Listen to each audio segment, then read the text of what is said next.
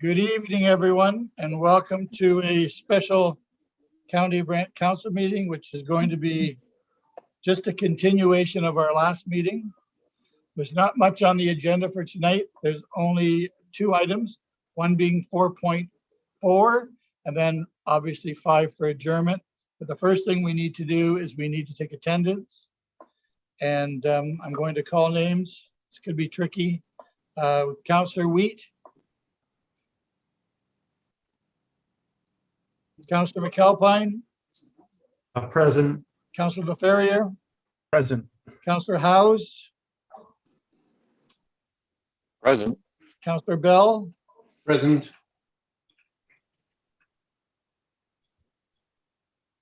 Councillor Bell.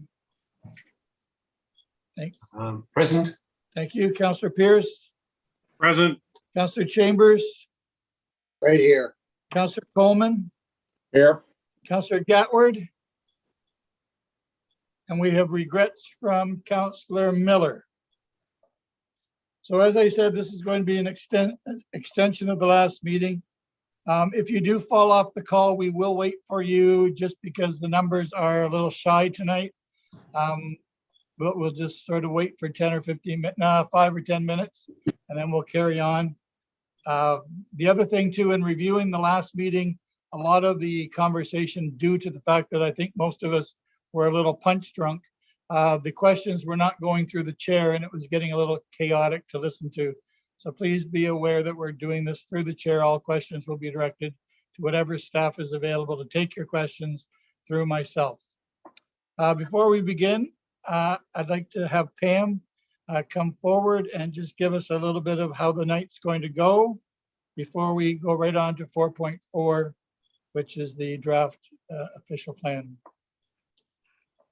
Thank you, Mayor Bailey. I'd just like to thank everyone for coming to join us on part 2 of the special council meeting for the draft OP tonight, and especially those councillors that are tuning in from cottages or vacation spots. It's most appreciated. This evening, like Mayor Bailey said, is a continuation of the July 29th meeting. And to date, all the delegations have been heard and we're jumping right into council questions and staff answers. And just to confirm this continuation, there will be no additional delegations this evening. So again, I'd like to thank Jen, Brandon, Jessica, Michelle, as well as Jamie at Watson's for all of their hard work to date on the draft OP. Just a reminder, there are some tight timelines to get this draft OP to the province for review. And we appreciate all the delegations, community feedback that has happened to date. I think Jen and her team have encountered some 300 inquiries or requests as part of the OP works that are before you tonight. This is indeed a County of Brant plan. This is a community plan, and council, this is your plan. And we're looking forward to your council direction this evening. So without any further ado, I'll turn it back to Mayor Bailey, and staff are here and we are ready to answer any of your questions on the draft OP. Thanks a lot, Pam. And before we begin, you have to recognize that this document is pretty incredible. It's a very important piece that we have to do. Probably one of the most important things that this council will do in its term. And I appreciate the time that you've put into this, staff. And you know, unfortunately, time was not our friend in the last meeting, so therefore we're here tonight, but we hopefully will get things finished this evening so that things can get moved on to the province and all will be well by tomorrow. With that being said, who has the first question and where are we directing it? Councillor Bell, you're first, please. Yeah, thank you, Mr. Mayor. I have a couple of comments, if I may, before a question. But first, I do want to reiterate what you just said, that the team, including the Watson's organisation, have done a great job. The documents are very well written. They're readily understandable.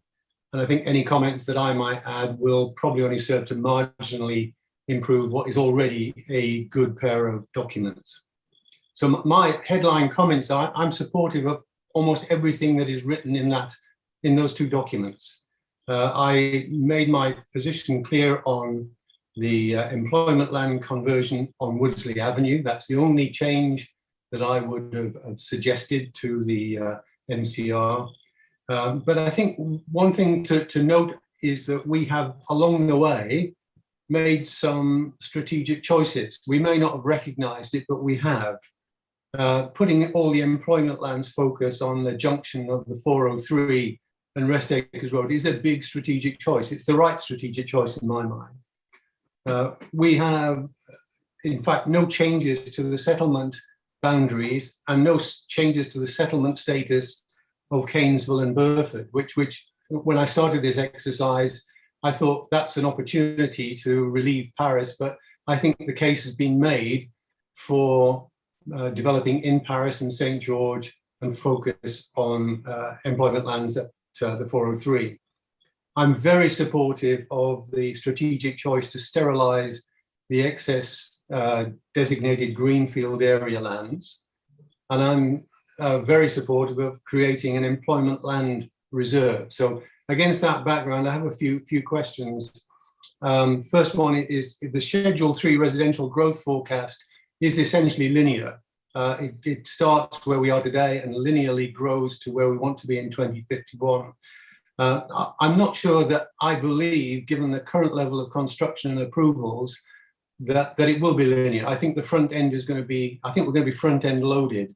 And I would appreciate if the staff could answer whether indeed we are front end loaded and we will see a greater growth than linear growth in the first 10 years of this forecast. Thank you, Councillor Bell. Jennifer, is that one for you?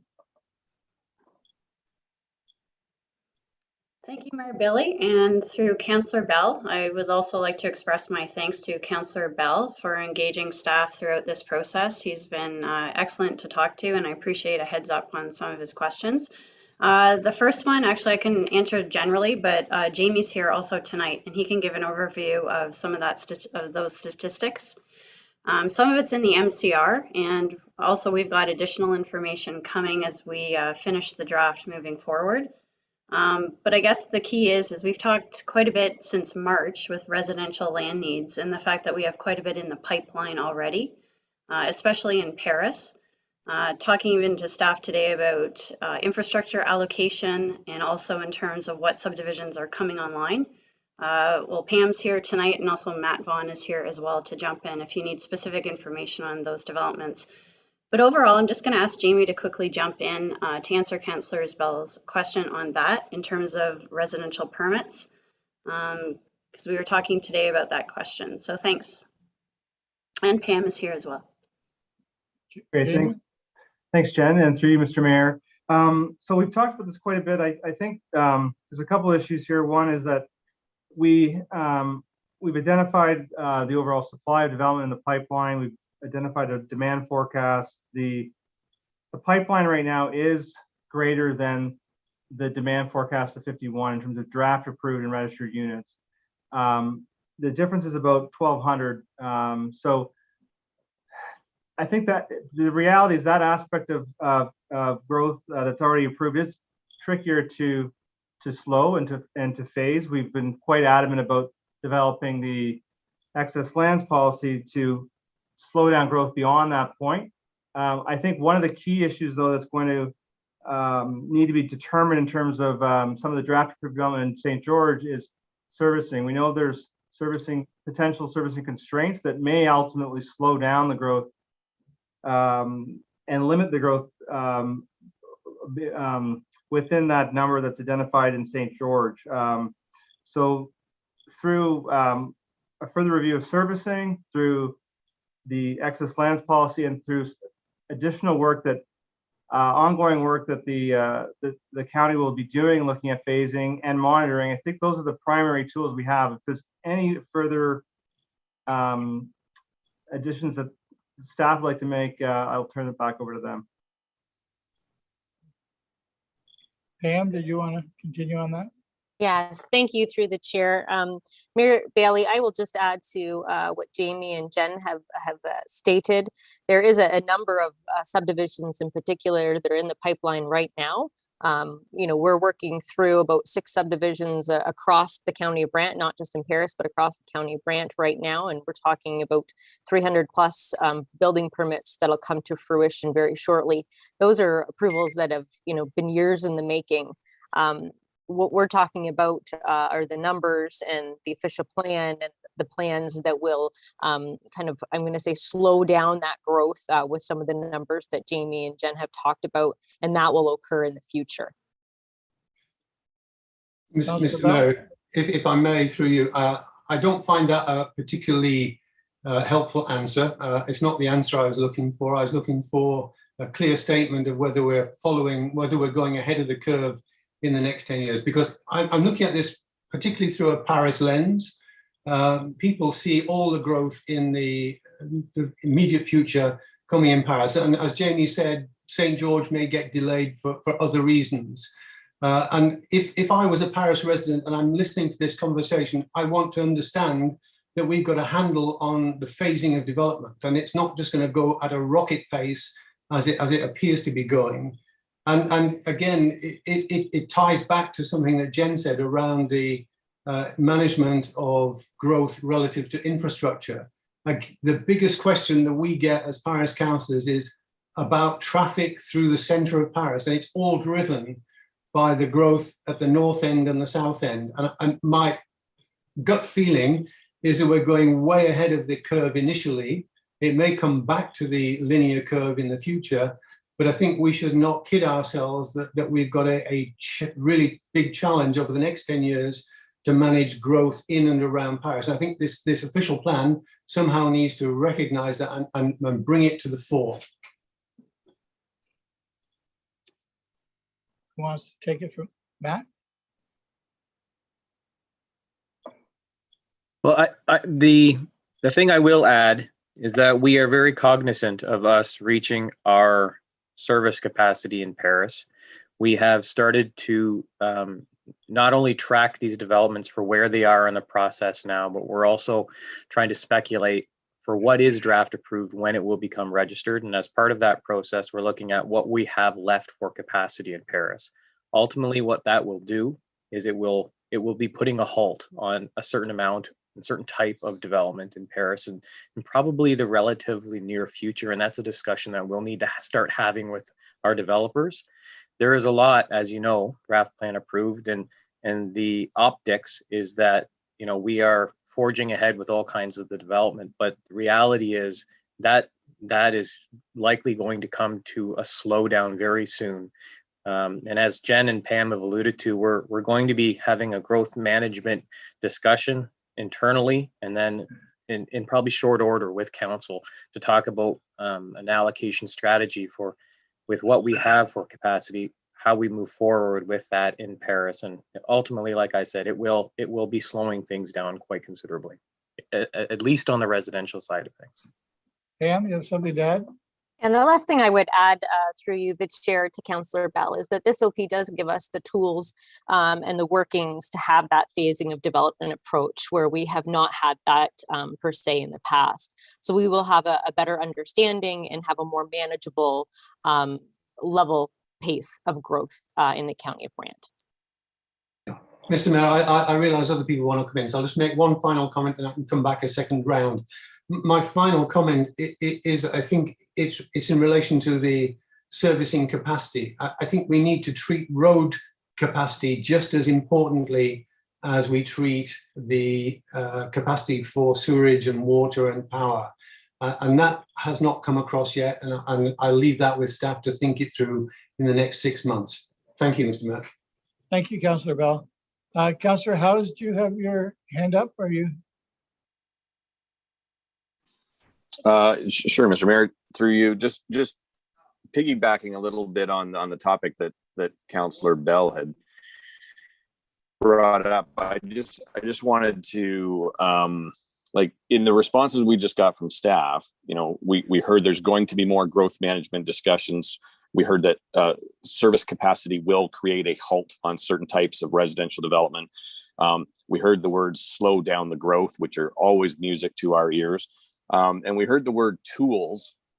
And I just wanted to say that I you know, and I support this document that's been prepared. I'd like to see it go off to the province in its draft form as soon as possible. And I appreciate the time that staff's put into this. I think we should always be conscious of the fact that if the average resident actually reads the document, and I know that most don't, but if people do read this document, they deserve to see some details related to the tools that will be used to slow down the residential growth. And I just think as we move forward, we should just stay conscious of that, because all of us, we run into people on the street, we run into people in coffee shops, or we run into people in wherever, and you know, that is what's most on people's minds. And I brought it up at the last meeting, and I'm glad that Councillor Bell brought it up again today. So that's just my input on that one. Thank you. Thank you. Councillor Ferrier, you're next, please. Thank you, Mr. Mayor. Through you to Pam. My concern, you know, we're hearing, you know, we're aware of the service capacity, and what that looks like to us as council and staff is different than what it looks like to a resident, and it's also different than what it looks like to the province and to provincial tribunals. You know, a lot of times they're looking at metrics for traffic that are built for places like Toronto and Milton, and not built for the quality of life people have seen here. So I guess my question is more about the stability of growth, because we do need some growth. You don't want to be a non-growing community. You look to the East Coast and some of the communities there that have seen no growth and negative growth, and it's horrible, it's horrifying in terms of the quality of life and the economy there. But my question is more about the stability of growth. So it's my understanding that a lot of factors have led to the surge over the last 3 years in residential building growth. Previous approvals, some of them going back 20 to 30 years. Also, it's my understanding that I know since I've been on council, and I know previous to this, the number would be even higher, there's been over 24 appeals that we have made with different developers and different developments, some of them residential, some of them not. And a lot of those decisions from the provincial tribunals, when we've gone to battle with them, yes, they come back with lower numbers, they come back with some concessions. We try to make some deals for that to happen, but a lot of them get settled sometimes at the same time. So things that have been ideally phased in and have a more stable growth, when we appeal, and we appeal so many of them and we go to battle in that way, a lot of times, you know, you could have 2 months where 5 or 6 of those get decided at the same day, and then they're off to the races, which prevents our ability to provide phased growth and growth management. And then on top of that, you have provincial dynamics with things like places to grow in the past, and more recently, more homes, more choice. So my question is then, through you, Mr. Mayor, with the 2 years of tap the brakes, and where we've stopped new proposals from coming in for almost 2 years, and now with this OP, how can we assure residents and the development industry that, barring more pressure from other levels of government, we can phase in and have a stable growth level, as opposed to one that spiked over the last several years? Through you, the chair, those are great questions, and I'm just going to put Jen on deck when I'm finished, because Jen so eloquently can outline the phasing of development tool that is in the official plan and the implementation of that can come out of the official plan. So Jen, I'll ask you to talk about that in just a minute. And I will say that as well, the excess lands that are identified in this plan will have some opportunity to, again, kind of slow down some of that growth. As well, there's different types of housing typology. Obviously, we've talked about that at past OP meetings, and Jen and her team have explained that very well, but there's different ways of growing residential development in the County of Brant that we haven't had the opportunity or the policies previously. And those are definitely within this plan, whether they're affordable housing, accessory residential units that we've implemented already through our zoning, different types of housing typologies, and working with our developers. Those are, again, opportunities for the County of Brant that we may not have seen to date. As well, you know, we're also looking at more in, I'm going to say, opportunities for intensification. We want to keep some of our senior residents in the county with us, and with that we need some more different types of housing. So I think those are opportunities, and I will say that I think our planning staff, by having good development policies, are able to create good development or great development. And we will see some new kind of made in the county of Brant development opportunities. So I hope that kind of answers some of your questions, Councillor Laferriere, and I will turn it over to Jen maybe to talk a little bit more in depth about the phasing development tool. All right, thank you, Pam, and through Mayor Bailey to Councillor Laferriere. So I guess overall, I appreciate those comments because I guess the gist of it is the official plan lays out a framework for growth management, but in no ways does it inhibit growth though. And we do need growth to pay for our community centers. We need to pay for roads, and municipalities are very cognizant of fiscal impacts, especially with no growth. And really the economic drivers behind what that is. The provincial policy statement that we need 2 versions to catch up to, along with the growth plan, 2 versions to catch up to, is honestly a huge departure from what we had before. We're in a bit of catch-up mode, and it lays out a growth management framework that actually wants stability for municipalities. Because if you look at the GTA over the last 10 years, it's been out of control. And it's been very difficult for municipalities to plan infrastructure. And not only that, with the appeal mechanisms, it's left a lot of municipalities in the lurch about how to plan for infrastructure, especially with appeals. So the biggest thing we have is that this will be a new OP. That will give us stability because it's not appealable. And that's our number one thing that we have for a new official plan. If we meet the timelines, which we're hoping to do to get it into the province, and we can talk later about some of the provincial discussions we've had in the last couple of weeks. And the next thing is the plan lays out what we think is stability for growth management, meeting those things over time. Basically in terms of limiting appeals, laying it out in terms of what Matt had said about servicing allocation, economic drivers, and then the phasing of development over time. So that not only we are giving stability to our development community in terms of timing, but also our council, our infrastructure needs, we have to pay for it. The residents know what's coming and they're not shocked. So these are hopefully messages that we're trying to convey. And as I said, it's draft. We are willing and able to do whatever we can to make this the best product forward. And that's why we're here to listen. So hopefully that's part of what we can offer you tonight. So thank you. So if I can just ask one more, Mr. Mayor. Sure. Thank you. So then through you, Mr. Mayor, to Jen, and thank you so much for that. And also I want to echo Councillor Howes and Councillor Bell and my support for the plan. And I know all the work that's been happening behind the scenes on this, and I think it's a great plan. I think it will help a great deal, and I wish we had it 5 years ago in some ways too, but you can't predict the future at the time. But with the OP, then it's likely we'll see less appeals at the tribunal level, less cost, and sort of a more streamlined growth rate, a more predictable growth rate, and one that we can then do more phasing and slowing of growth to meet the needs of our community and the infrastructure. That's the gist of the response there, if I'm correct. Is that right? Through the mayor to Councillor Ferrier, absolutely, that is correct. It's an excellent sum up of that conversation. So thank you. Okay, thank you. Councillor Pierce, you're next. Thank you, Mr. Mayor. Through you, I guess it's a fantastic document. There's so much information in there that it's hard to digest, but it's very important information, and it's important to digest it. So I know that's kind of a conundrum there.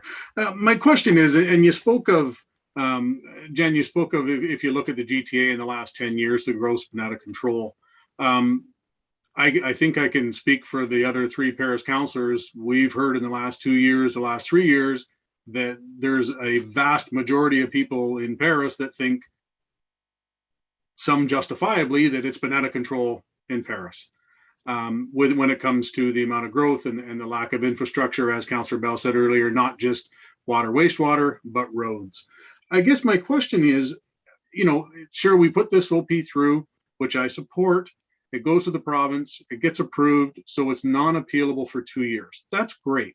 But what does it do in order to help us back to what Councillor Bell was saying, with what's already in the pipe, with the draft plans that are already approved, how does this help us slow those down, or does it do nothing to slow down what's already in the pipe as approved draft plans?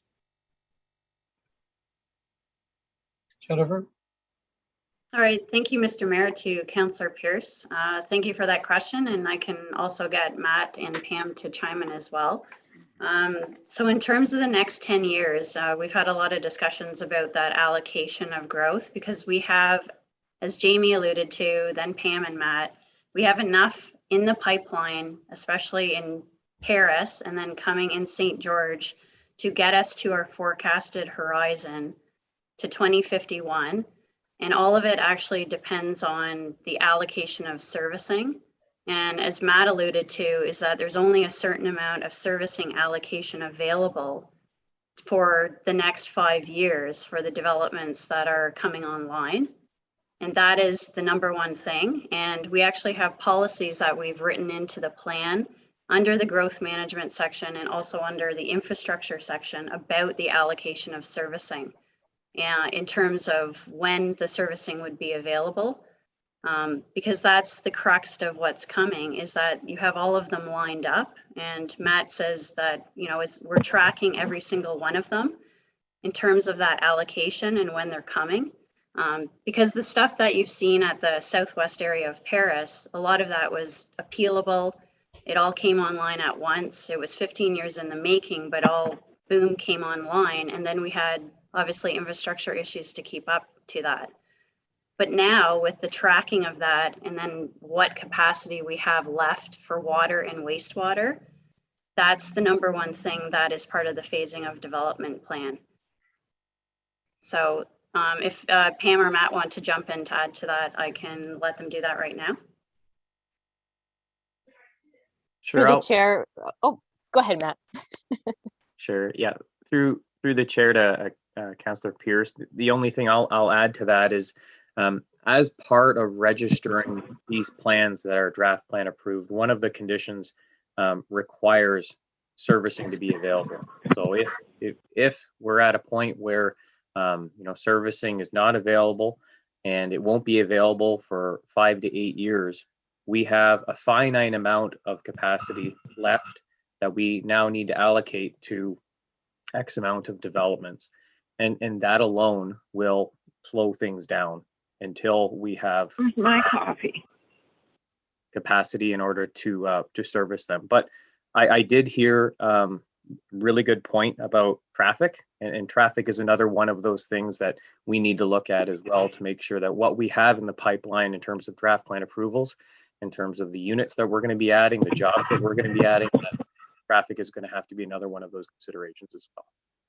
Thank you. Pam? Through you, Mayor Bailey, I don't have anything else to add. I think Jen and Matt covered it. Okay, thank you. If I could, Mr. Mayor. Councillor Pierce, yeah. Thank you. So, and I appreciate those answers. So if I were to sum that up for somebody listening here today, with us approving this OP, we can in essence slow down and disperse, I'll call it, the approved plans that are in the pipeline. And even after the 2 years that the OP is not appealable, because they're in there, then they can't take us to LPAT, because that's kind of where I'm going here. So we get ourselves into a situation. Okay, we slowed it down. So 2 years down the road, the OP is not appealable anymore. But then somebody comes online and we say, no, you can't do that because we don't have the services. Is that appealable to LPAT, or because we now have that written in our OP, we're protected? Jennifer? All right, thank you, Mr. Mayor, to Councillor Pierce. Or if Pam wants to jump in here, and we also have our legal counsel on as well. In terms of our OP, I would assume that, it's in terms of the servicing allocation, is that's part of the registration. So we've written in a policy to cover that in terms of the official plan, in terms of servicing allocation. It's under the infrastructure component Mm-hmm. to determine if infrastructure is not available within 3 years, then you're not able to register your plan. Okay. So we've written in a policy in that regard to cover that, because it's only fair to not only ourselves as council, staff, and the development community as well, to ensure that that servicing is available. So that's some things that we're working into in terms of those policy framework. So if Pam or Matt want to jump in on that as well. Yeah, through Yeah. the chair, Mayor Bailey, I would like to add that, Jen is quite correct in saying that, that phasing and development tool is really important, and the policies that are included in terms of 3 years and servicing, we want to see developments that are meeting the expectations and the policies of this day and age, and not being held years from now until servicing is available. So that 3-year timeframe is really a good and important policy in the new OP.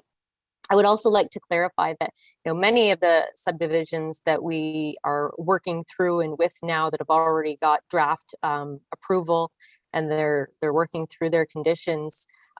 There is still in every draft subdivision, there is a condition that talks about servicing, and that there has to be adequate servicing.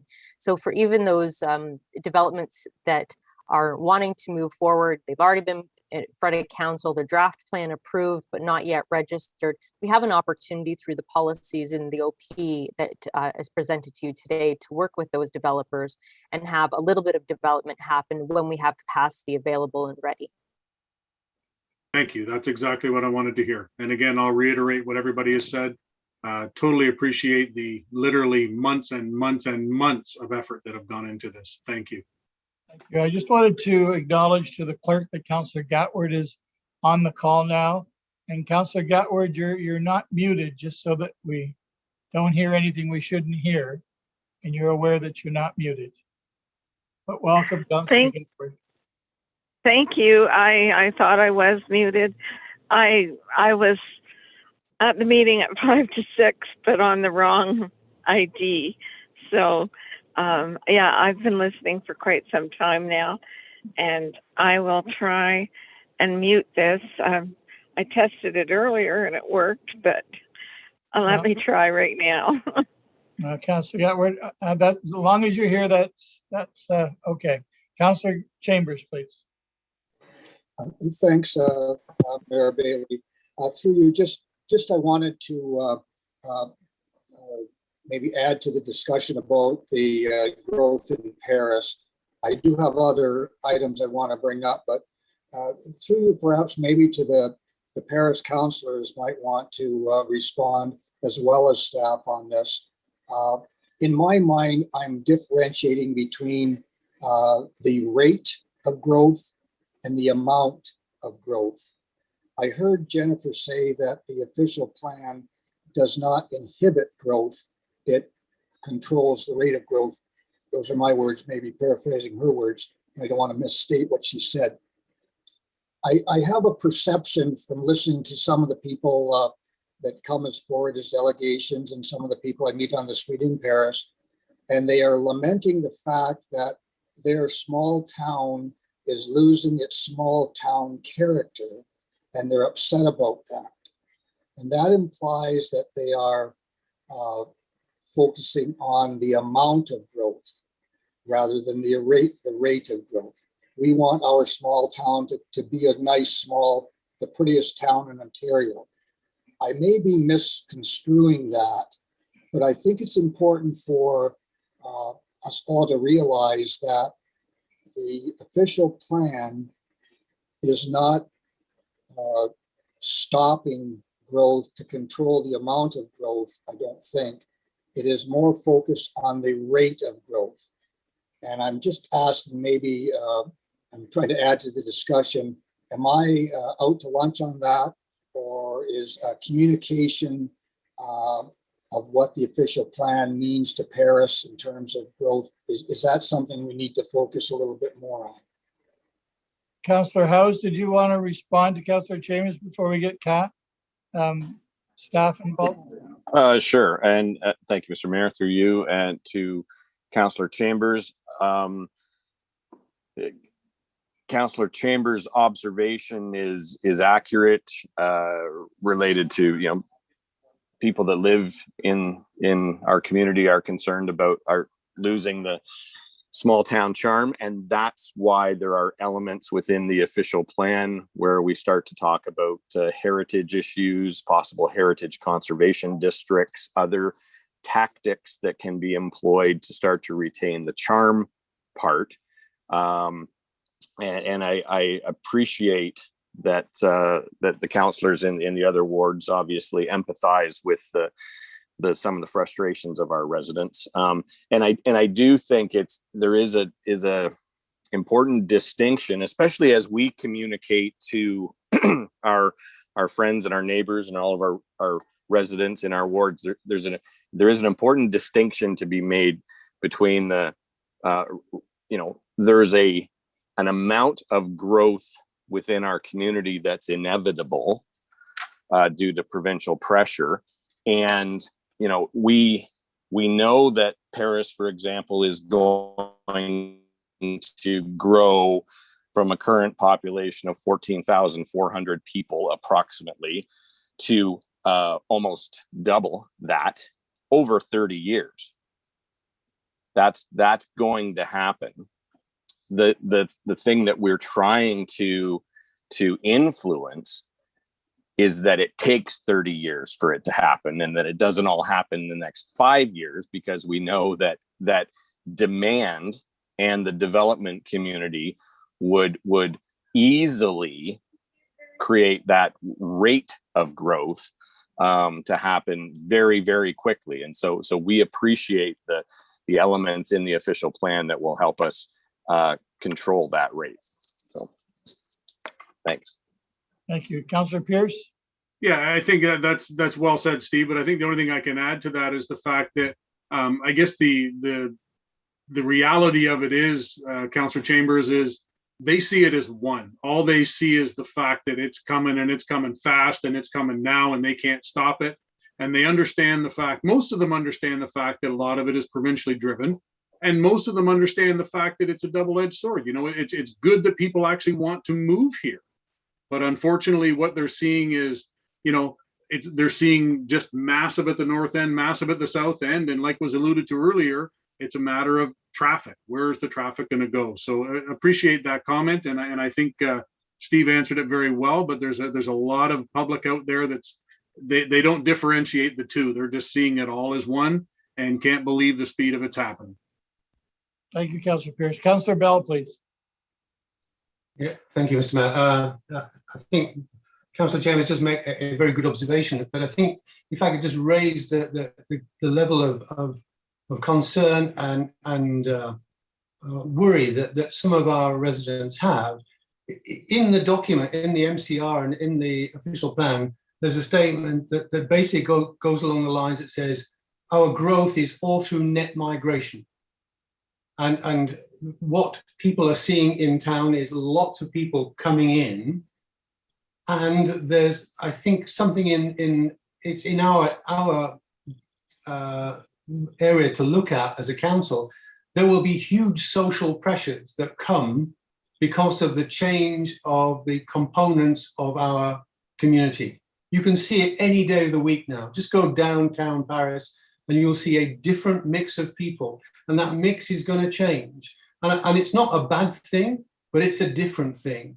And that change is something that we have to help as a council for our community to get through. It doesn't come out loud enough in the official plan, but it's a real dilemma that we're going to face. It's on two levels. One, I think, is ethnicity, and the second is on the aging of the population. We're going to have to deal with how do we manage twice as many seniors, many of whom are going to be in and around Paris, and how do we deal with the different changes of ethnicity that we're seeing coming into our community. Not a bad thing, but it needs to be managed, and I don't think our official plan actually addresses that very well. Thank you, Councillor Bell. Councillor Ferrier, please. Thank you, Mr. Mayor. Through you to Councillor Chambers. I agree with what the other Paris councillors have said. I would just add that, the reason that I think we're focusing on trying to manage and slow the growth is because the decision and the decisions about the growth were made before this term. I remember walking in on one of the first days talking to planning staff, and Steve and I both in a meeting saying, so wait, we're doubling Paris, and when is this happening? And again, this council's done a lot in terms of tapping the brakes on new development, which will be seen 10 years from now as something that'll help slow and manage. And we've done a lot to be forward-thinking, but there was a lot of, I think, provincial pressures, and in the same way, you telling us how the people of Paris feel, and that's all good. And you were there for the decisions and the pressures that led to some of these numbers coming out. I think all we can do at this point, realistically, is focus on the slowing and the rest of it. But I have worries too, specifically with traffic and specifically with infrastructure. We're in this weird catch-22 where people complain about the lack of infrastructure, but the lack of infrastructure is also what prevents more growth.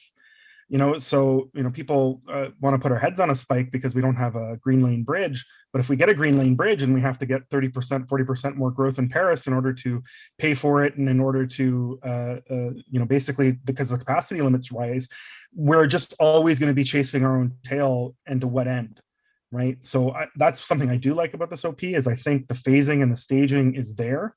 And I think that there are ways to, with the heritage piece, but also with the mix of housing and with the mix of development, try to help some of this. But as Steve said, there are certain factors in our community that would love all that to happen in the next 10 years, and it can't, because the quality of life will be detrimental for everybody, and there's cost to that. Growth needs to pay for growth, and in order for that to happen, it needs to be phased in a slower way than we've seen lately. And that's where my focus on trying to get away from the appeals, because the appeals, while great in some ways, because we do get concessions, provide a lot of unpredictability and sometimes a lot of bottlenecking, which is an ironic term to use right now in Paris, but a lot of bottlenecking of growth and development that can happen really quickly and not controlled. So how do we control it? How do we take a realistic approach for the next 30 years? And I hope also that other areas of the county that are slated to grow and are going to grow naturally learn from the positives and the negatives that have happened in Paris. Thank you, Councillor. Are there any other questions? Must be. Councillor Chambers? Are you alluding to with that particular topic, or no questions additional about the official plan? No, I think we've talked about that topic enough. I think we should move on to something different. Councillor Chambers, do you want to start us on something different? Yeah, I have a few items I just for discussion purposes, and if I might, Mr. Mayor, and again, I don't want to get into the weeds, and that I want to keep it at the high level, policy level, which I think is great, and I commend the councillors for keeping it that way. The discussion on growth in Paris is something that we don't do enough of, and this is a venue for that. So again, I think I've learned a bit even tonight about that, and as we move forward. But if I might, I'm going to move out of Paris for a couple topics. But before I do that, I want to return basically to the employment land conversion policy. And I'm still troubled by that policy. And I'm troubled because the official plan lays out the policy, and the policy is there, and no sooner is the policy there than along comes a request, and along comes a unanimous decision of council to accommodate that request, which is contradictory to the policy that's in the official plan. And that tells me that the policy in the official plan needs to be looked at. I was criticized by one of the delegations at the last meeting for suggesting that, but if council unanimously agrees to convert employment lands not an hour after they support the policy in the plan, I think we need to look at that.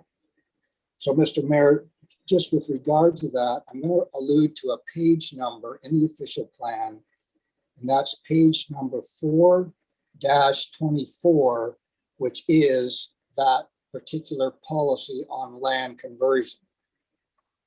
And I'm hoping staff can follow me on that page 4-24.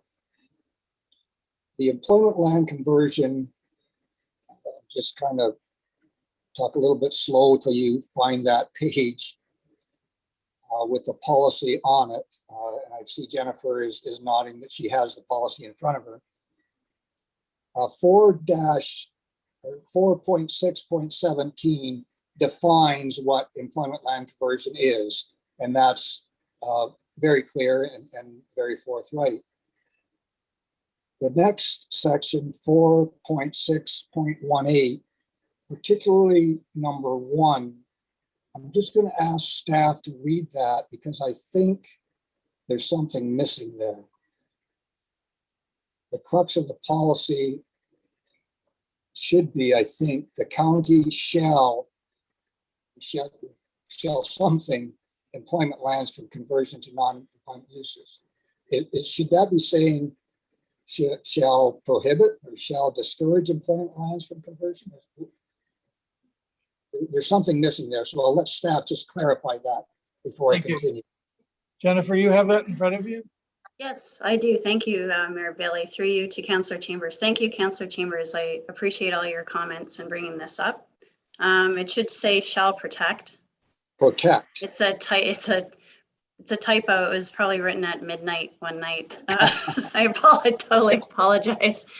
So that's actually taken quite from the growth plan itself. I do apologize. We are finding a few typos. That's why it's draft. I do apologize. It should say shall protect. Okay, I was looking for the correct word. So the policy is the county shall protect employment lands from conversion. And this comes from the growth plan. Provincial policy is what you alluded to.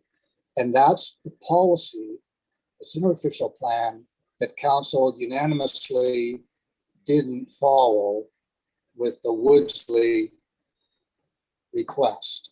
And that troubles me because if we have a policy, perhaps we should follow the policy in the official plan if we expect people to have faith in our official plan.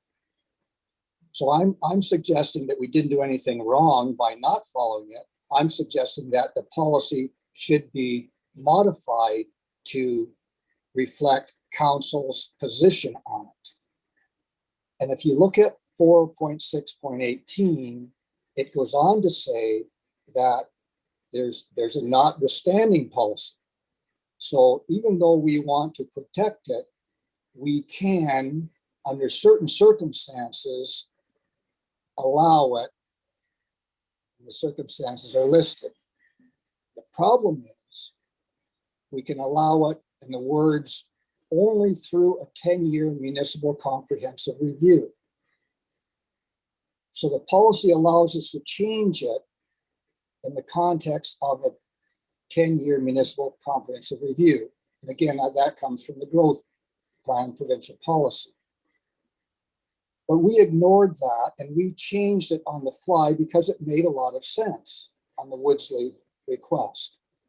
So I'm wondering if our policy should say, notwithstanding the policy above, which is to protect conversion of lands, that uses that conversions may be permitted where it is demonstrated that, and then you have the criteria, without having to go through a 10-year municipal comprehensive review.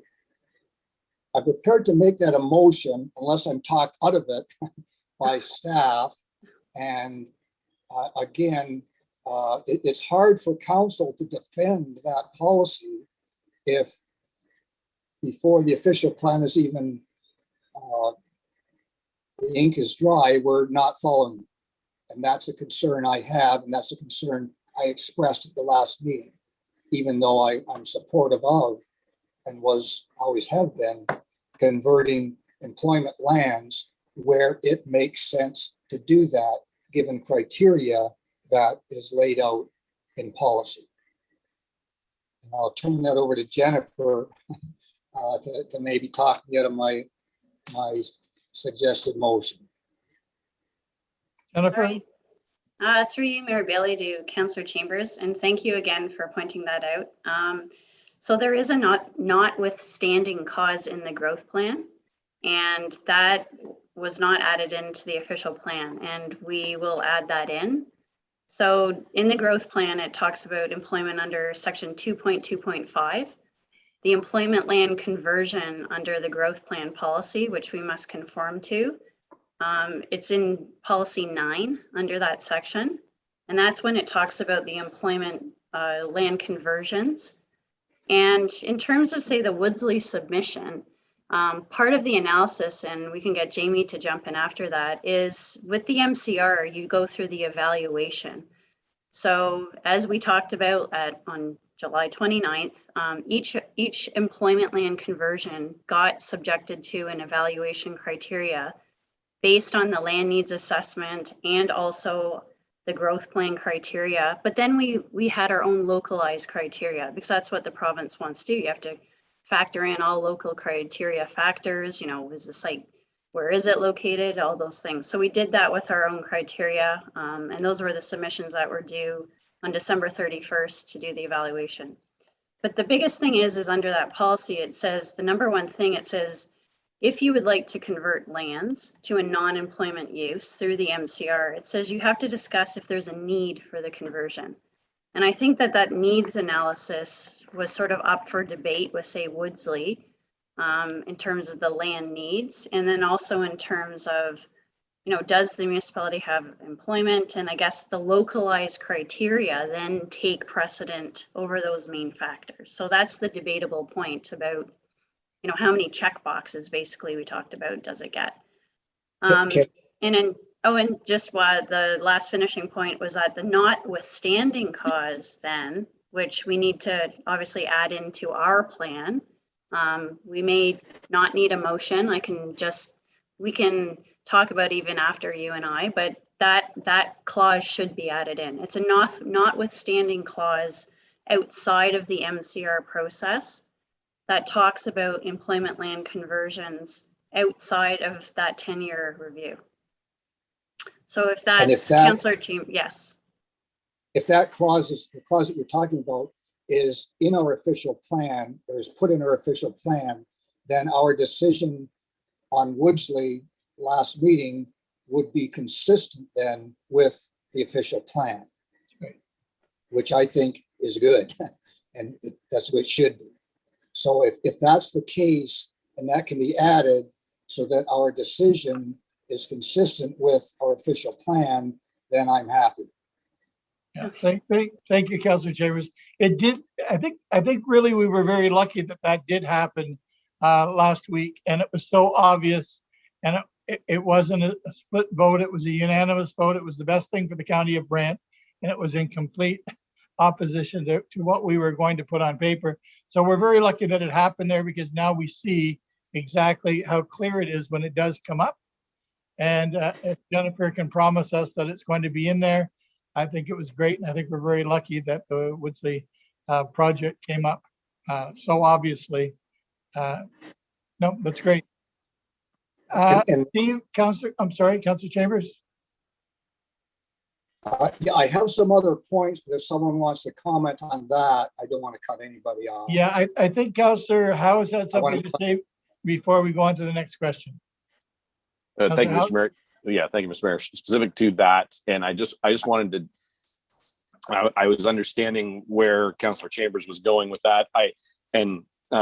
Jennifer mentioned the part, excuse me, that was going through my head, and that was how that particular evaluation, the pre-evaluation that staff had done had it borderline anyway. So I just wanted to double check with Jennifer on this, if there are any negative repercussions to this adjustment, or is this literally an editorial issue at this stage? Jennifer?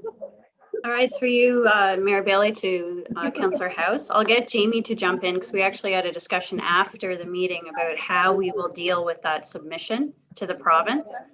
And I can just tell everyone that the province was watching on July 29th, and we had a subsequent meeting afterwards. They could be watching tonight as well.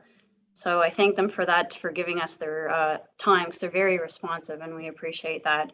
So we talked about those submissions after this meeting. If we are endorsed to submit to the province, we will be putting in that package to amend. And we are, I mean, I would like to say we are in the draft stage.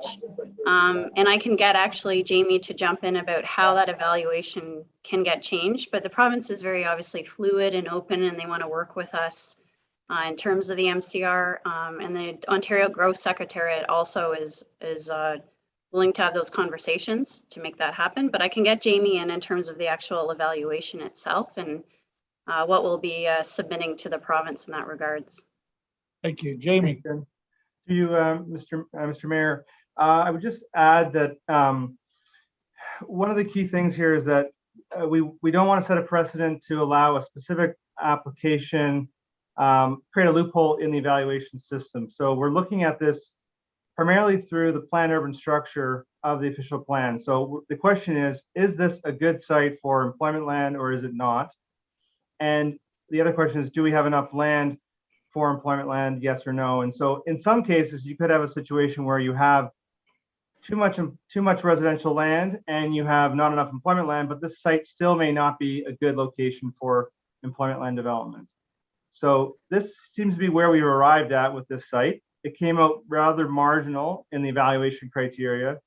As we go further through the criteria and review it, in addition to the comments we've had, I think what we're going to find is that the site is rather marginal from a market perspective, given its location, given its accessibility from a transportation perspective. And as a result, there's merits to re-looking at this. One of the reasons why I've been hesitant to be too eager to acquiesce to this conversion is that I don't want to set a precedent for other sites within the county based on the characteristics of the application. So we don't want to create a loophole for someone to come along and say, well, I have another great application to provide a certain type of housing in this area that will benefit the community. And that may be fine, but we don't want that to be the way to get around conversions. We have to look at the plan function and ensure that this is not going to undermine that situation. And so I think that's where we've come to, and we'll stand strong on that through the further review of the application, but we won't be looking at softening our tune, I don't think, through the evaluation on other sites, because we are looking to protect what we've got. And we're also not looking to exacerbate our supply of residential land. Thank you, Jamie. Are there any other questions? Councillor Chambers. Yes, Mr. Mayor, I have about 3 or 4 topics. Again, I don't want to monopolize, but No, I would like to move to a different topic in a different section of the plan, if I might now. okay, we have to get someone to mute Councillor Gatward, I believe. Councillor Gatward.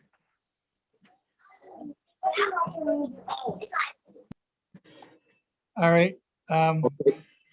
Thank you. If I might just direct staff to and members of council to page 5-13, which is a totally maybe obscure policy, but I think it's a policy I just want to make mention of.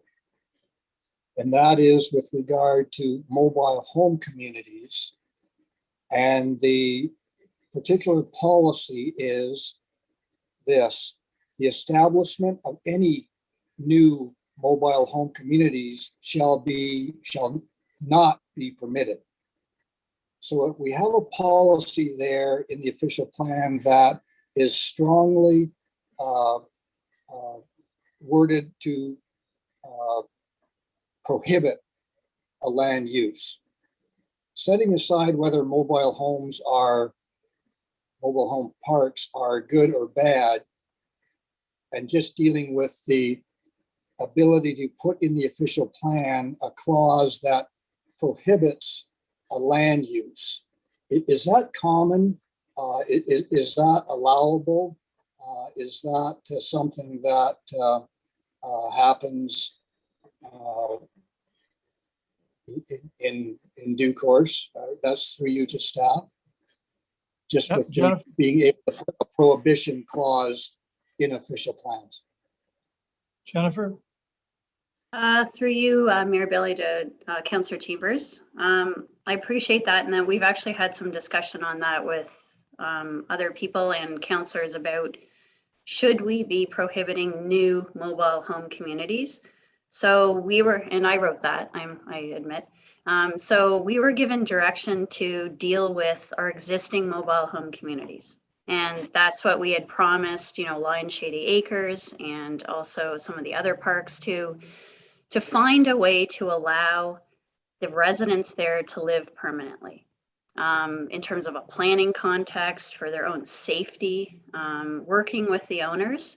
So in terms of planning an official plan designation and zoning to allow those permitted uses to continue not just 3 seasons, but 4 seasons permanently. And in the new OP, we have ensured that the designation is a Parks and Rec, but it will allow these communities to continue permanently. In terms of new mobile home communities, what's come up is not just mobile homes, but tiny home communities that we should be looking at in terms of affordability. I agree, we can take that out because I think there's appetite to allow new communities to develop if we have obviously a willing developer. And that would also not just allow, say, park model style trailers, but also what we call these tiny homes. That's been happening around the province. But the reason that policy was put in is we scoured a couple of municipalities and talked to other municipalities that have dealt with mobile home communities. And they actually just wanted to deal with the existing ones for whatever reason and not allow new ones. And I think it was a variety of cases. They have to have water, sanitary. It's not just the allowance, it's to get them up online, post offices. So we are very amenable to take that out to allow new ones, but Pam's been dealing with a lot about this issue, so I'll just get her to jump in quickly about that. Pam? Yeah, through the chair, I think Jen is absolutely right. We've had ongoing communications with a number of mobile home parks out there that are wishing to expand. It's an opportunity for a different type of affordable housing for our community and our residents in the agricultural area or in the I'm going to say natural environment. But I would caution about those opportunities for new mobile homes. Not that they can't be done, and it is council's will. But we want to be careful in preserving our agricultural lands as well, because we know that those spaces take up a lot of space. Those uses take up a lot of space. So there's just that balance there. Yeah. Would you be willing to make a motion, Councillor Chambers, to have that taken out? I think it's pretty important. Some of the other councillors may want to chime in on this. I don't have a problem with mobile home communities in the western part of the county. We have Cooley Ponds and Shady Acres and Crest, Little Osprey. There's 3 or 4 or 5 of them that really, if you didn't know they were there has never been a lot of complaints and compatibility issues, recognizing that they've been there a long time. The issues that we've been dealing with, we've actually moved toward establishing a permanent year-round residency on some of these things through some council action. So I don't have a problem with permitting them as long as they are done in a responsible, prescripted manner that covers all the bases and meets all the criteria that would be put in place for compatibility, those kind of issues. But I don't know that bring that forward, so maybe some of the other councils might want to add to that. In terms of housing, I know that the latest buzz is providing housing and the shortcomings of the housing market, et cetera. So it may be an option. Whether it'll ever come forward or not, I don't know. But our policy says that no, we're not going to allow them, and maybe that's not a policy we want. Yeah, that's a fairly rigid policy. Councillor Howes, you want to speak? Thank you, Mr. Mayor. Through you, yeah, I'm in agreement.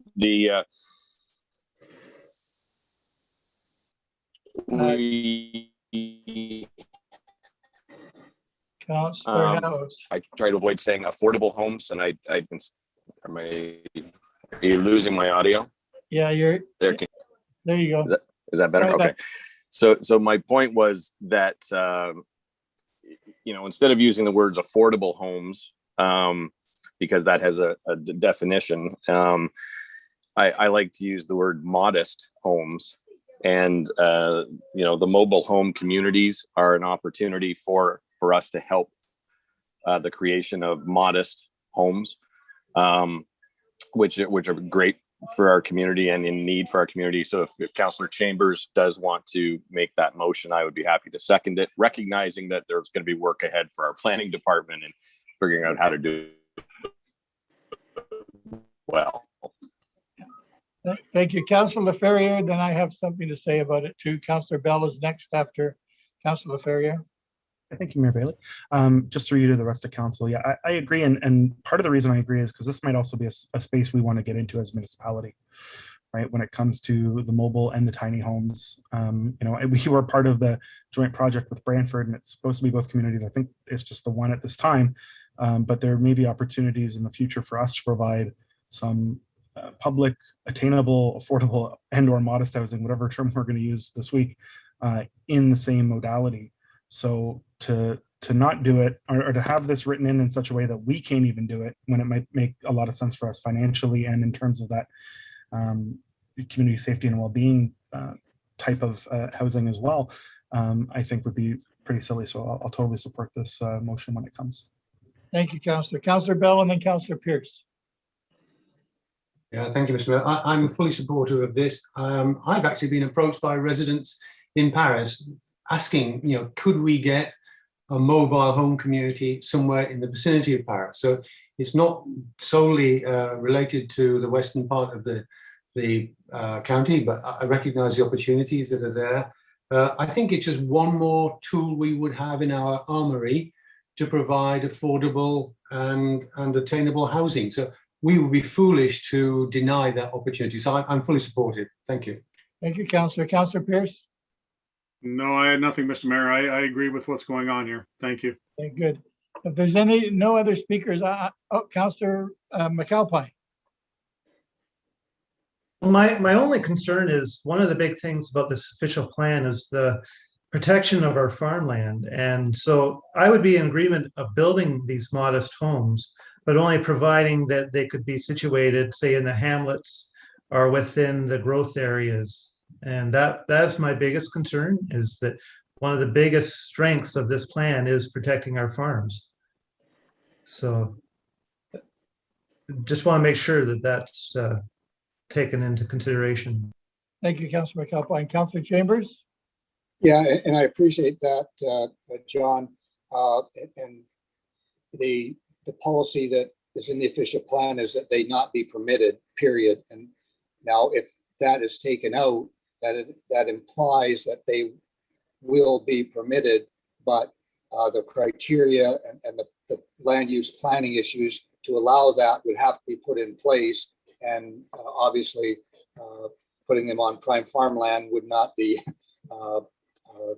in the middle of an agriculture, wouldn't be good planning. So those items can be crafted by the planning department and dealt with at that time. So that's my motion. And I will be prepared to make that motion, but it does bring up another thing that I had. I'll do the motion first, that be removed, that clause 7 of 5.2 All right. So 5.41 be removed. is there any other discussion? I would just like to say I'm very happy about the support for this around the council table. I've been very impressed by the community and the sense of community and in the trailer parks that I've been visiting, and having lived in a trailer park as a child before I moved to Glen Morris. I think the community element to it, the affordability of it, is something that you can't get anywhere else with any other kind of group of people. They're very content amongst themselves. It's something that is very very close. They take care of each other, they protect each other, and they understand each other and the way they live. So I'm very happy to see the support around the table, and Councillor Chambers is looking for a seconder.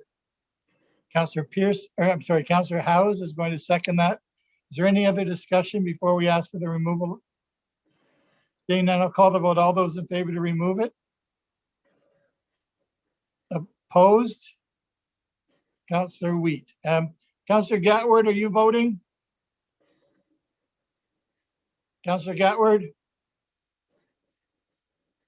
I don't have Councillor Gatward's proxy. But she's here, but she's thinking. It's past. It doesn't matter how she votes. It's 9-1 now. We understand that, Councillor. We thank you for bringing that to our attention.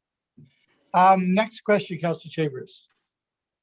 Yeah, not so much a question, but a suggestion related to kind of what we just talked about.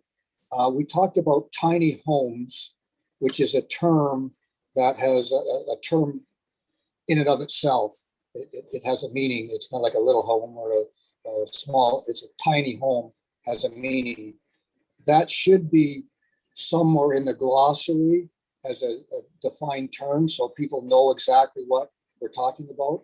And I think that should be in the glossary, as well as kind of a definition of what affordable housing, attainable housing is. I think that can be clarified, because if there's anything confusing, it's the difference between affordable housing and attainable housing, because as soon as someone says affordable housing, some people equate that to geared to income housing, which it isn't. It has various connotations, so it needs to be clarified so we know what we're talking about in terms of affordable housing, attainable housing, modest housing, tiny homes, etc. So that would go a long way into clearing up some ambiguities. So maybe staff could look at that. Thank you. That language sounds like Jennifer language and Pam language. Maybe you could take that over, Jennifer. All right, through you, Mr. Mayor, to Councillor Chambers, I appreciate that. So in our glossary, we actually have a section right at the front that we didn't recount or regurgitate the definitions that were in the provincial policy statement or the growth plan. We can. We were just cognizant of the length of the OP. So what we did is we everything that's in the actual glossary at the back of our OP is our definitions that we morphed for the own County of Brant description. So we're using the growth plan and PPS because we have to conform to those definitions. But I do agree that those definitions, do have a place. We do have a definition of attainable housing in our own OP, because we felt that we needed a County of Brant definition just for that, because there's been so much talk about it. And there's actually not a definition of that in the PPS or growth plan. So, but again, these are things that we're more than willing to put in just for clarity moving forward, and perhaps a County of Brant beyond what's in the provincial documents we could also add to, but absolutely. And, those are things that we may or may not need motions for. We're more than willing to work with yourselves to make sure we have that clarity. So thank you. Thank you. And Jennifer, you have time to do these things, right? We've left you enough time. Absolutely. And that's why tonight's very important to get this all on the table and discuss. So yeah, we'll get it done. Thank you. Councillor Chambers? In particular, the term tiny home needs to be clarified, because if you ask 10 people what a tiny home is, you'll get 10 different answers, and we need to be definitive of what we're talking about, especially since we're suggesting that they be promoted. And another topic, if I might, Mr. Mayor. Yep. And that's on page 6-4. And that's our old friend cannabis production and processing. And the policy that I'm going to refer to is right on page 6-4. And that is, it is the purpose of this plan to provide permissions for cannabis production and processing similar to the regulation of agricultural uses.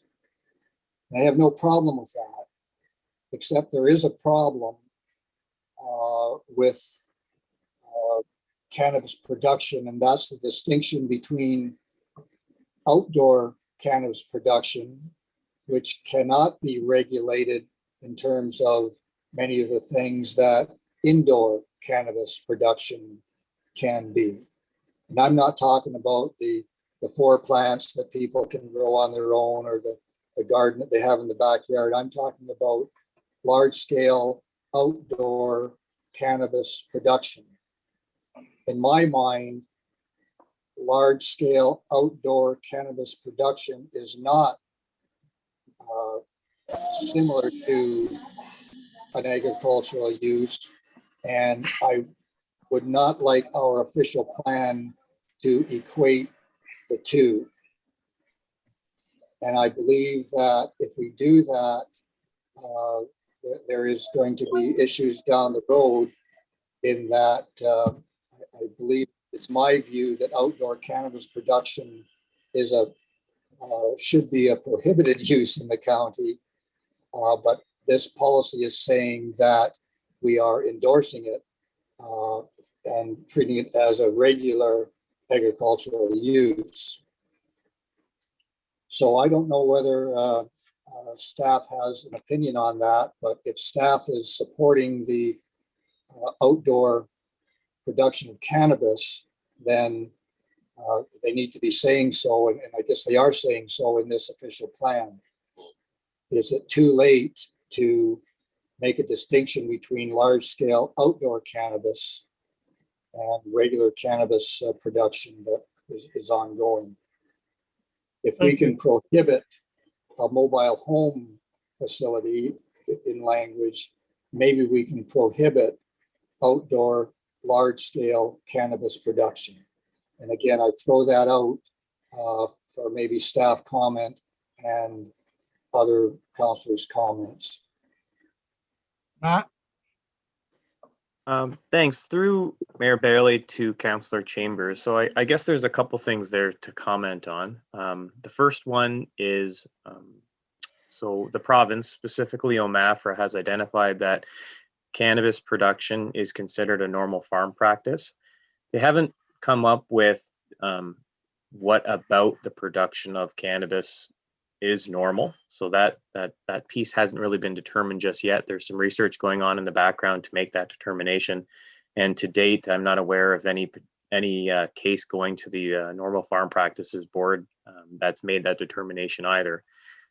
What we've attempted to do in the official plan is to kind of set the high-end policy framework to follow what we have in our zoning bylaw right now. So in our zoning bylaw, we do permit the production of cannabis in our agricultural zone. So in essence, it makes sense to have it identified as a permitted use, as an agricultural use in our official plan. However, the official plan, it's draft, if it's council's will that you don't want to see it in the official plan, we could have that removed. It's entirely up to council. I think we will see more information come from the province in the future about how not just cannabis, but perhaps odorous, non-livestock, so crop-based agriculture will be treated from a land use perspective in the future. So there's probably some work to be done on the provincial end. But anyway, I'll leave it to council to see what they want to do with it. Yeah, Could I just, through you, Mr. Mayor, to Matt, would and perhaps Jennifer, would a clause in the official plan somewhere there that, to the effect that large-scale outdoor cannabis production facilities, with the underlining of outdoor, be discouraged or be prohibited, so that when people come forward with plans to do this, you can look at the official plan and refer to a policy that the county has with regard to outdoor cannabis production facilities? Is that something that can be added to our official plan to perhaps fend off some issues that may be forthcoming in the future? Matt?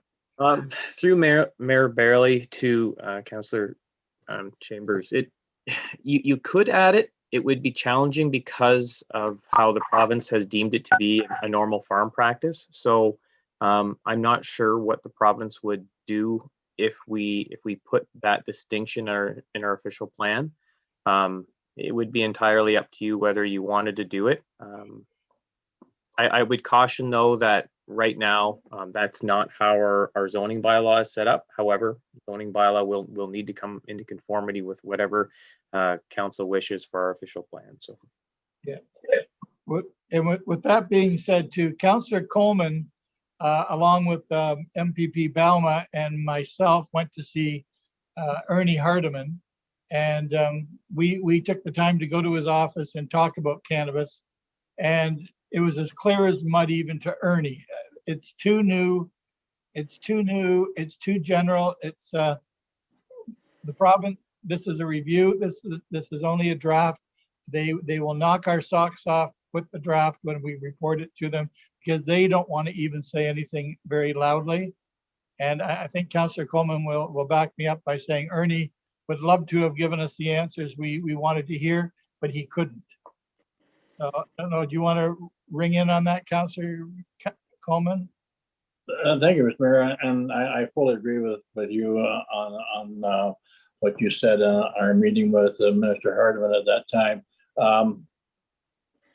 I could support this where Councillor Chambers going. I'd like to see us throw a little mud back to the province, because they're the ones that have dealt us this deck of cards and give us nothing with it to regulate it, protect the neighborhood or whatever. So yeah, I can fully support if Councillor Chambers is making a motion then, and if he's not, I will, because I think that we need to stand up for once in a while and deal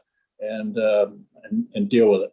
Thank you, Mr. Mayor. Thank you, Councillor Coleman. I just want people watching tonight to know that we have done our due diligence, and we have gone to them, and we've voiced our concerns, and we've tried very hard. Councillor, how is your next? And I think Matt wants to say a couple of more things. Thank you, Mr. Mayor. My question is to staff, whether it's Matt or Pam or Jennifer. I'm curious. Like, I understand the spirit in which Councillor Chambers and Councillor Coleman are where they're heading with this. I'm just wondering. It seems like a bigger kettle of fish than we can hope to achieve with one or two lines in our official plan. Like I'm just wondering if we try and put in a bunch of qualifiers into this clause, are we just inviting some problems with our official plan at the provincial level? I'm just curious about the repercussions. If staff could explain that a little bit, please. Thank you. Matt, you're on. sure, through Mayor Bailey, to a number of councillors, I think at this point. I think what would eventually happen is if we put something into the official plan that wasn't consistent with provincial policy, through the province's review, they would identify it wasn't, and they would take it out. That's ultimately what would happen. Another option for council with regards to an official plan policy for cannabis production is just, the important parts are to make sure we have the policy set up so that we have specific regulations in mind, things like site plan control, which is identified in zoning, things like odor mitigation, things like light pollution mitigation. Those are the kinds of high level things that you'll want to sort of talk about at the official plan level, and then we'll control them through site plan control and through zoning. So that would be how to set the official plan up so that we can control those land use conflicts that end up happening as part of this use later on when we get into the implementation part. That's good advice. Councillor Ferrier and then Councillor Chambers. Thank you, Mr. Mayor. Through you to Matt. So then on the odor control piece, because I think that's the real stickler for a lot of this, and we've seen it with other things that come under the purview of planning. Would an overall odor control policy being folded into the official plan, would you be able to give us some advice on how we could sort of do that? That's in conformity with the province's regulations, but tackles the much bigger issue of odor control, which we get more complaints about on cannabis, but also complaints that are not related to cannabis on odor control as well. Yeah, sure. Through the mayor to Councillor Ferrier, I think at the official plan level, you want to keep it quite broad as it relates to odor mitigation. And like I was alluding to earlier, it's not just cannabis that we will run into odor problems when it comes to agricultural crops. Mushrooms, for instance, they have quite the pungent odor as well when you're producing those, and that may end up becoming more of an issue later on, like in the years to come. I think the idea here is to try to keep it as vague as we can. I'm not sure about having a specific policy talking about odor mitigation at the official plan level. That to me sits probably better in your zoning bylaw, but having it mentioned in the official plan and then implemented through zoning is a better idea. Thank you. Councillor Chambers? Yeah, I will leave it up to staff to determine the precise wording, but I would like to move that a policy be inserted into our official plan that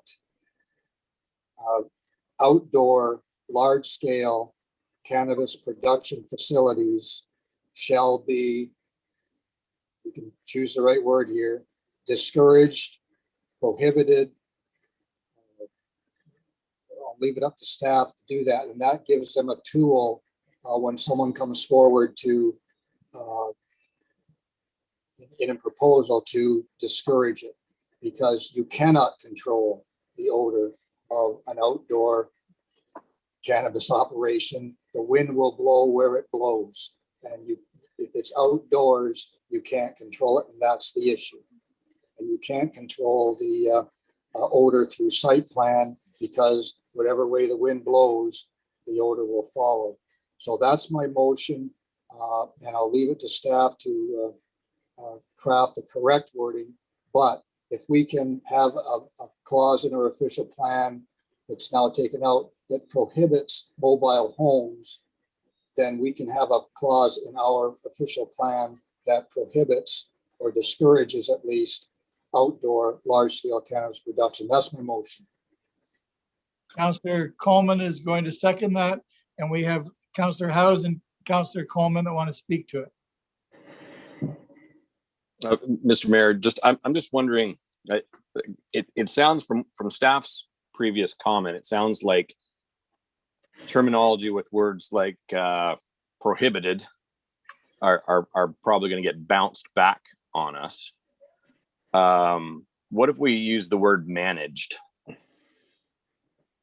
Right? Like, what if we let staff craft some wording that basically what they were just saying is that we will manage it through the processes and I just think that it might have more success at the provincial level and hopefully still achieve what Councillor Chambers is trying to achieve. Councillor Coleman and then Matt. Thank you, Mr. Mayor. And I don't understand the word managed in this, because it's you can't control it after it's already there, and that is the problem. And I've got one here that's less than 4 miles from me, and right now it's not doing anything. But if it changes hands like it is up for sale and it does go to a new owner, it will start up again. And we need something in there to prevent new ones from coming in, because they will happen. So I can support this one. I think Councillor Chambers has got the right terminology on this one. Matt, do you want to speak, and then Councillor Wheat? Sure. Through the mayor, using words like prohibit will be challenging. It comes down to what council wants to do. Prohibit would be challenging. Managed would be a lot easier. We have talked to the province in the past. We've talked to Health Canada in the past. The direction we've gotten is that cannabis production is something that we can control through zoning. So having the word managed would then trickle down into our zoning and allow us to implement some rules and regulations around that. I understand outdoor production is very hard to control the odors of that. At this point, because of how the province has deemed it to be a normal farm practice, it would be very, very difficult to outright prohibit it. Managing the odors, managing the land use conflict would be a better way to address it through the official plan, but it's up to council. Thank you. Councillor Weiss? A question for Matt. How do you defend the word manage, and how do you defend the word discourage, if that's in those words are in the policy? I think it's difficult to defend manage and difficult to defend discourage. Yeah, so through the mayor to Councillor Wheat, I would have an easier time defending managed, because that's generally what our zoning bylaw does with cannabis production and processing. It manages the conflict that it generates, and it does that through setback requirements. It does it through site plan control. Saying discouraged in our official plan, again, it's challenging. I don't think it's as challenging as using the word prohibit. And I know we're really dealing in semantics here and really getting down into the weeds of the matter, but when it comes to the wording in official plan, some of the details do count, right? So like I was saying, I think manage would be an easier word to defend, and likely something I can't see the province taking issue with. They may take issue with discourage or prohibit, but that's for them to decide. Okay, Pam, do you want to speak to that before Councillor Chambers and Councillor Coleman speak again? Councillor Pierce? Through the chair, I was just going to suggest that if council would like us to eliminate outdoor grows, we can work on the wording of that appropriately to move this issue forward for you. Thank you. Is that good for you, Councillor Coleman, Councillor Chambers, and Councillor Pierce? You were the third person in there. You're babysitting, Councillor Pierce. Did you want to speak, Councillor Pierce? No. Councillor Chambers, you're up then, please. Yeah, that is a good solution that Pam has suggested. Let them come up with the wording. I will not support manage, because you can't manage the odor of an outdoor cannabis operation unless you can control the wind. So discourage is the word I would like for that particular resolution. But my resolution is such that staff can choose the appropriate wording to discourage the outdoor production of cannabis. Thank you. It's still on the floor then with Councillor Coleman. We got Councillor, you're still there, Councillor Coleman, on second that? Yes, I am. Thank you. Councillor Pierce, and then Councillor House, please. Thank you, Mr. Mayor, through you, and I apologize for that. My grandson's just leaving there. I agree. I think, and it would be difficult, and I appreciate the position that we're going to be putting Matt and staff into. But I think we should go at it in the sense of prohibit as well. If we do get a little bit of backlash from the province, then maybe we can look to, manage or discourage. But I agree, if we're there just to manage it, once it's there, we're in a world of hurt. And I appreciate the fact of what Matt was saying, how it trickles down into, the different zonings and setbacks and that sort of thing. But once it's in the ground, it's too late. So I would I would suggest too, I agree with Councillor Chambers, and I'll support the motion to allow staff to do it, but I think we need to go into this as hard as we can and see where that leads us. Thank you. Thank you, Councillor Pierce. Is there anything else to be said before we call the vote? The vote is completely up to staff to arrange the language on it. Councillor House, did you have something else to say? Thank you, Mr. Mayor. Yeah, I'm just trying to get, like, I want to be able to support the motion to let staff determine the wording. However, if we're telling staff they have to use words like discouraged or prohibit, then we're not leaving it up to them. So I just, because to me, this is a bylaw issue. This is, you know, we need an odor control and nuisance bylaw. I don't think this is an official plan pillar that we should be getting too specific on. So when it comes to the vote, if Councillor Chambers could be very specific about what his motion is, please. Councillor Chambers? Specifically, the bottom line is I want to not have outdoor cannabis production facilities of a large scale in the county. Our official plan should indicate that wish. The language that I would use would be discouraged, but that may not be an appropriate word. Pam is suggesting that recognizing that we want to not have outdoor facilities, she's going to pick the magic word and the policy will be worded as such. That's my motion, that staff insert in the official plan a policy that discourages the outdoor production of cannabis, discouraging Matt, do you want to speak to something? Sure. Through the mayor to Councillor Chambers, we are happy to use the word discourage, and we will write the policy as such, and happy to change it and send that to the province. Councillor Coleman, you're still behind Councillor Chambers. Any other comment? Seeing none, call the vote. All those in favor? Opposed? Carried. Thank you. And Mr. Okay. Mayor, I have one last thing, if I might. I remembered that, Councillor Chambers. and that's a policy on page 10-7. And the policy reads this: the county shall discourage the development of large automotive-oriented retail uses, including drive-throughs, big box development, and uses with large areas of surface parking. So our policy is discouraging that use. So I guess discouraging can be used in an official plan and have meaning. My question is, why are we discouraging potential commercial uses such as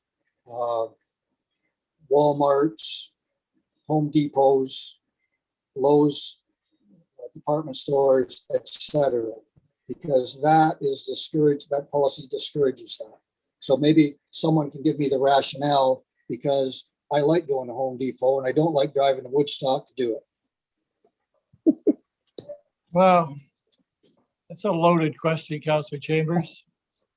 Councillor Howes, you want to speak to that? Sure, just real quick. Councillor Chambers, through you, Mr. Mayor, Councillor Chambers was quick to point out the word discouraged, and I'll be quick to point out that as Councillor Chambers has had his first person research with the residents of some parts of the county of Brant, and the issue he brought up earlier tonight about people wanting to retain the small town charm of our community, that's why. Thank you, Councillor House. Councillor Chambers, do you want to? No, you're okay. Councillor Ferrier, please. Thank you, Mr. Mayor. Through you, and maybe staff will get to this. I can vouch for Councillor Chambers at the Home Depot, because that's the only place I've seen him in the last year. Yeah, that's right. I didn't recognize each other in our masks, but My sense of that piece that he's bringing up is if you read the next 3 or 4 lines, and I'm sure he has, there are exceptions there that I think make sense. I don't want to see a Walmart in the middle of, a farm field, and where it's saying is that, they can be appropriate when they provide employment opportunities in proximity to housing or are located along compatible corridors and neighborhood boundaries. So, the dream of many a Paris mom is that a giant tiger comes here. That's not happening because of this policy. But that doesn't mean that we should be encouraging it, all over the community. I think there's at least three different scenarios that account for the ability to do that, and that helps us to make sure that a Costco doesn't end up in some place it shouldn't, and it does end up in some place it could, if that was ever to happen. That's my reading of the whole policy. So other than your comments, Councillor Chambers, you're not taking it any further, I would hope. No, I wanted to get that dig in about discouraging things in the official plan, and Councillor Howes was quick to jump on that. But it's just, I guess I'll conclude, Mr. Mayor, by saying this is the type of discussion that councils need to have. Policy-driven, reasonable, intelligent discussions where no one is theatrical and everyone is working toward the betterment of the county. And I thank council members for indulging my little list that I brought forward, and commend them, and having some of the other councils that went through these official plan reviews before. And I think everyone that has will say that this particular official plan is the most policy, high level oriented exercise, which is what they should be, that we've undertaken since the amalgamation. So my kudos to the council for keeping the discussions at a high level, policy driven, and my thanks and compliments to staff for presenting us with a document that is policy based rather than give me this, I want this type of updates we've had in the past. So that's all I have to say, Mr. Mayor, and I appreciate the indulgence that I was provided. Thank you. Jennifer, you can relax a little bit. You didn't have to even work on that one. You can put your Costco nightmares behind you. Is there any other new topics? I have one under places of worship. And the reason I'm bringing this up is because lately, in the last couple of weeks, I've had people approach me for very big new projects, places to worship that we're not used to or familiar with. One being a temple, a very big temple, and two of them being mosques. They're not big mosques, but they are two mosques. And I wasn't sure when people came to speak to me about what places of worship trump. I didn't know whether places of worship trumped different zonings of properties. I know they were talking about having soil samples done, and I was wondering why. So I just didn't see it coming, and it came to me 3 times in 2 weeks. So I want to call on, I think, Brandon to speak to that, because I don't know anything about places to worship and where they can go and how quickly they can be put up and whether they get any free passes. So maybe, Brandon, you can explain that to me.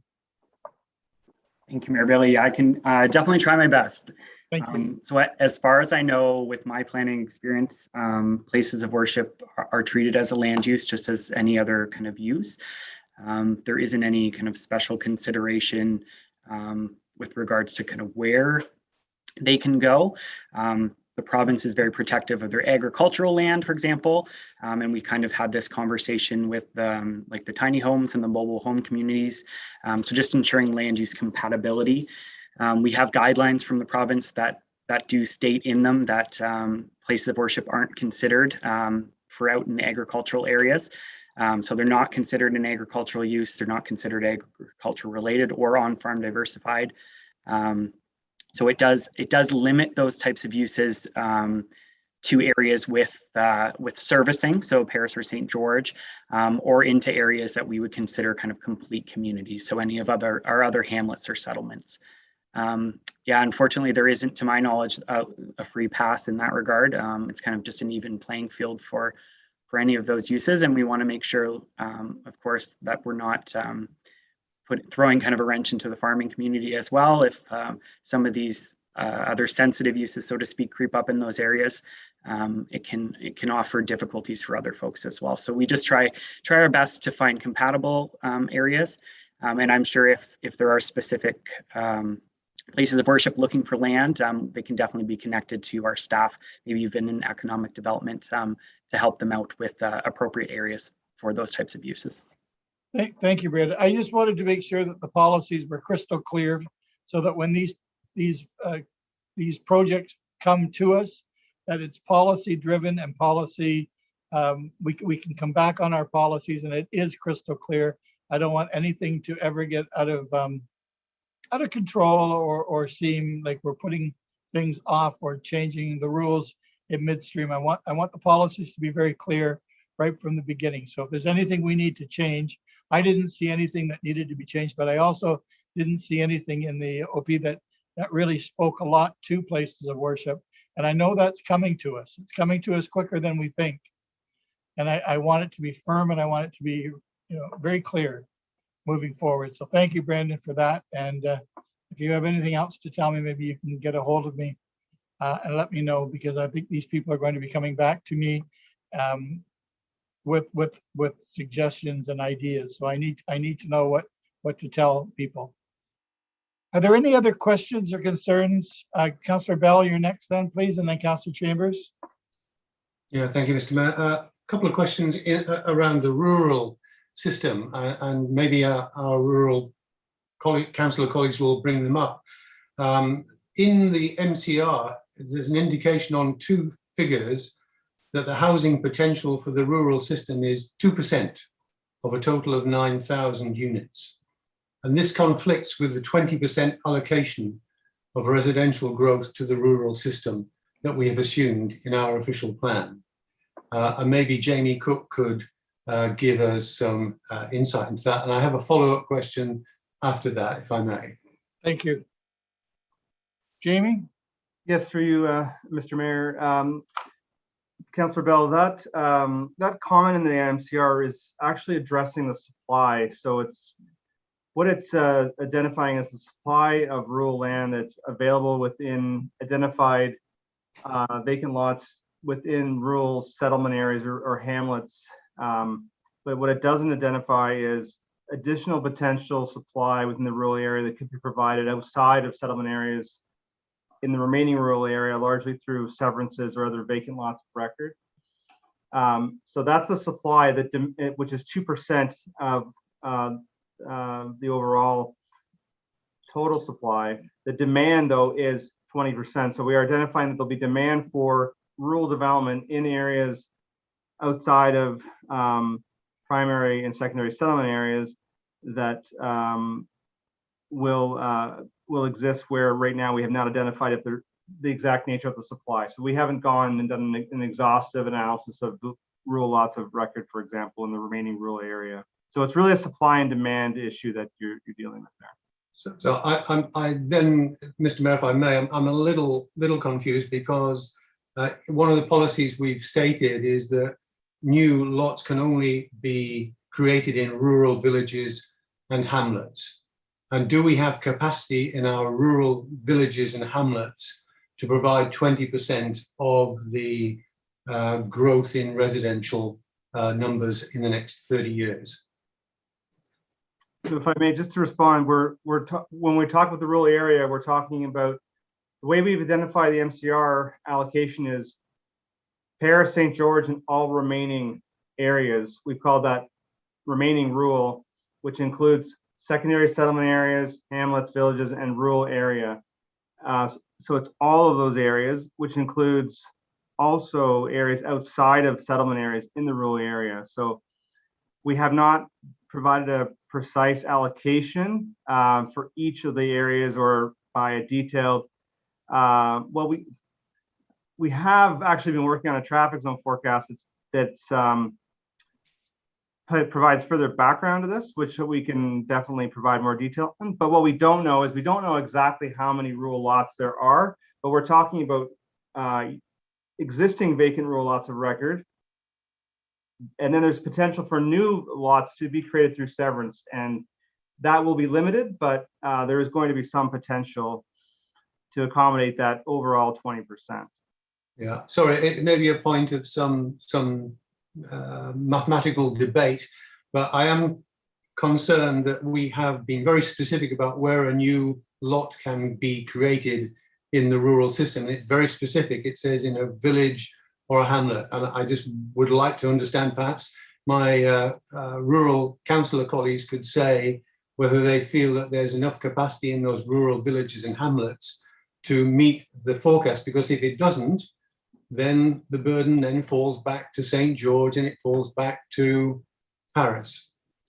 Yeah, I just want to be clear, though, that there's existing vacant lots of record. You're talking about new lots, but there's existing lots that exist in the rural area without creating new ones that can accommodate housing.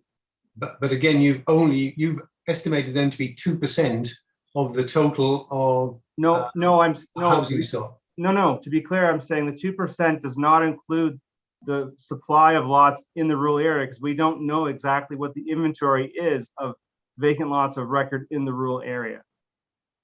Yeah, so then my question, Mr. Mayor, through you to the staff, do we have capacity in what we've now defined as rural villages and hamlets, which is the only place we can actually create new lots, to actually create the number of new lots that are required to meet the 20% allocation to the rural system? If the answer is yes, I'll shut up.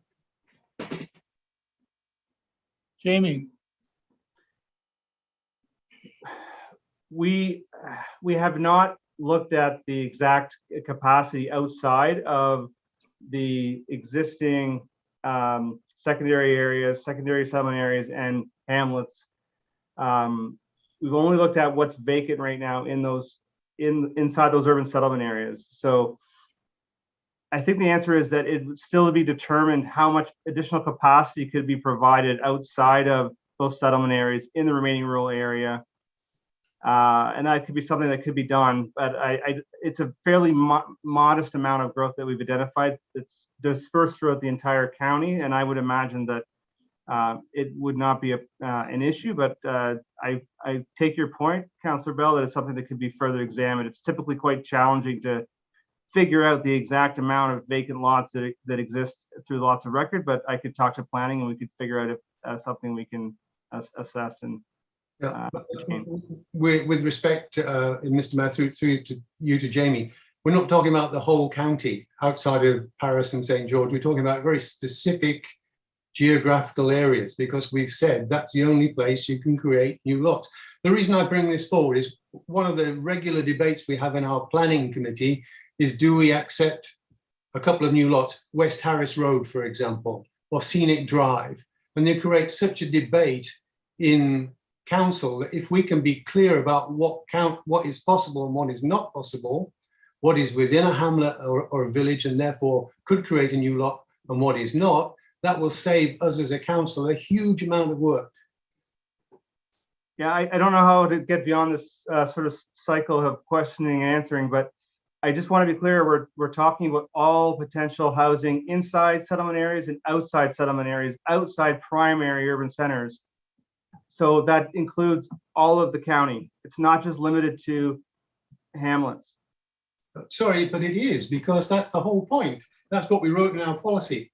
We said only in rural hamlets and villages can we create new lots. But we still have existing lots that can accommodate growth. But you said they're only 2% of the total, and that's not enough to meet the I keep saying that the 2% does not include those vacant lots. So I can't be more clear. Then I will make a request to staff to be very clear before we submit our OP for final approval, that we do indeed have the capacity and that the 20% allocation to the rural system is indeed reasonably achievable. Thank you. And I remind you, Councillor Bell, to please go through the chair. Apologies, Mr. Mayor. Thank you. Brandon is up here. He wants to add something to the mix. I was just, thank you, Mr. Mayor. I was just going to say that's definitely something that staff can work on. We have been undertaking kind of an assessment of the existing lots of record. There are quite a few in the county of Brant, and it's quite a big kind of undertaking to sift through them all individually and see who's gotten a permit and who hasn't, who's permit eligible. But it is something we are working on kind of in tandem with this OP, and we can definitely provide that information to council prior to us submitting. If Thanks, Brendan. that's their will. Thank you. Councillor Coleman, you're next. Well, thank you, Mr. Mayor, and through you to Brandon or Jamie, does that and going on Councillor Bell talking about this rural lot thing, does that we still be including the infill lots between these houses? Just for clarification. Brandon or Jamie? Through you, Mr. Mayor, there would be some minor potential for some infilling in these hamlet areas, but it would be very modest, and it's not the focus for growth or intensification, but there could be some minor infilling that could exist. Brandon, did you have anything to add? Sure, through you, Mr. Mayor, just one thing I would add to that. So what we really are focusing on with these policies is land use compatibility. So areas that wouldn't consider a hamlet or a village, there won't be that ability to sever the land because it really does negatively impact the farming going on in the area. But with our hamlets and villages, we are looking at kind of that complete community framework.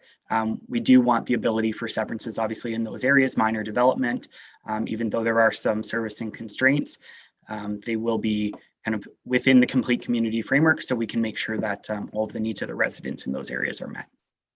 Thanks, Brandon. I certainly see where Councillor Bell was going with it. I mean, there's so many roads all through the county that aren't hamlets or villages. They're just roads, and we have many roads that are just roads. And I see where Councillor Bell is going with that. A lot of things are not deemed a hamlet or a village or Paris or St. George. And other than that, there's lots of areas to put houses on. So, okay, what else do we have? Yeah, any other topics as topics? Councillor Chambers, you said you had 3 and your hand is up. I just have, it would be my opportunity to point out perhaps a correction that could be made and ask a question for clarification to prevent ambiguity. And that's on page 10-8 with regard to land use compatibility. And who are you asking your question to, Councillor Chambers? I'm asking it to Jennifer. Thank you. Jennifer, you're up. If you look on page 10-8, we allude to minimum separation distances and areas of influence. And there's a chart that the wording is directed to table 10-5, but the actual table is 10-7, so you might want to correct that. But my concern is that everyone gets confused about minimum separation distance.